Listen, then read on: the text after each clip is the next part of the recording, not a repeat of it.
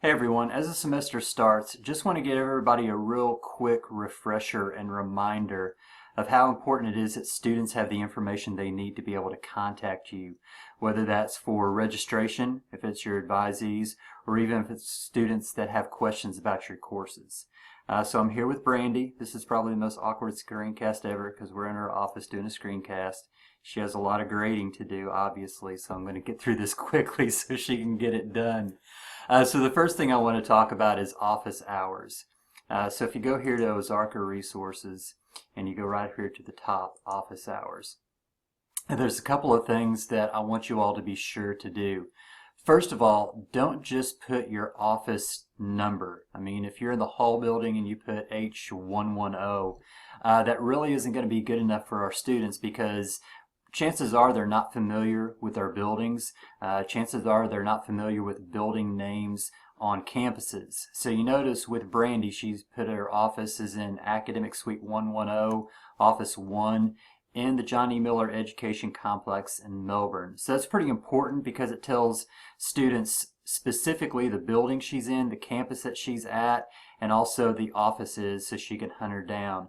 Again, you kind of have to think about it from the standpoint of a student who has never been to the campus, is probably a little bewildered and is trying to find your office. You know, what information can you give them in MyOzarka to be able to get to that? She's also repeated her phone number here. We'll talk about why that's important here in a second. And then a listing of when she is in her office. For those of you who travel between campuses, please make sure that you put the campus that you're on. If you're on maybe Ash Flat every other day or Mountain View every other day, make sure that you put the campus that you're on. Obviously, Brandy's here at Melbourne every day, so she doesn't need to do that. For some of you, for some of the rest of you, it's probably a good idea for you to put the campus that you're on. So that's pretty important because, number one, the office hours feed to the syllabi, or all of your syllabi, but it's also going to feed to this other page that Brandy is going to take over and tell you about real quick. Okay. Our students on their home page on MyOzarka, no, not home page, courses. When they click courses, over here on the right, they can see their program and they can also see their advisor, a picture of their advisor, and then a little icon for them to click on. And when they click on that, it will bring up the advisor page. This happens to be the same information that is in the office hours. All advisors have access to this page and they can personalize the page for the students. And to do that, you hit the Tools tab and scroll all the way to the bottom and click View My Page.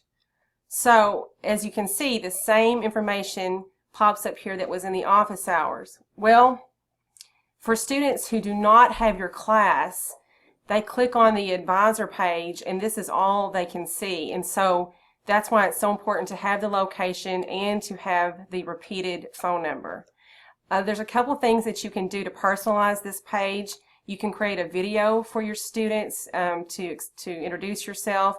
You can also add text to the page, a message to the advisees if you like, and it would show up underneath for the students. So what we discovered in College Success the past 2 days is that sometimes there would only be office hours with no explanation of location, or there wouldn't be anything in this area, and all the students have is an email. So that's why it's really important to get all the information.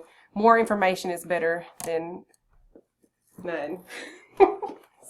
And guys, just keep in mind, as you know, we're asking you to do this. This is something that will take you just a few minutes, and it's going to make things just that much easier for your students to be able to find you, and also have that contact information. Also make you come across a little bit more personable. I know that's pretty funny coming from me, but still, you want to come across as personable as possible to really encourage those students to seek you out and visit with you.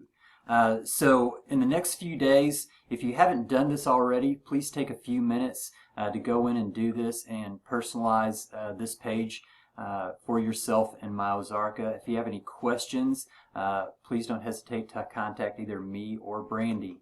Thanks.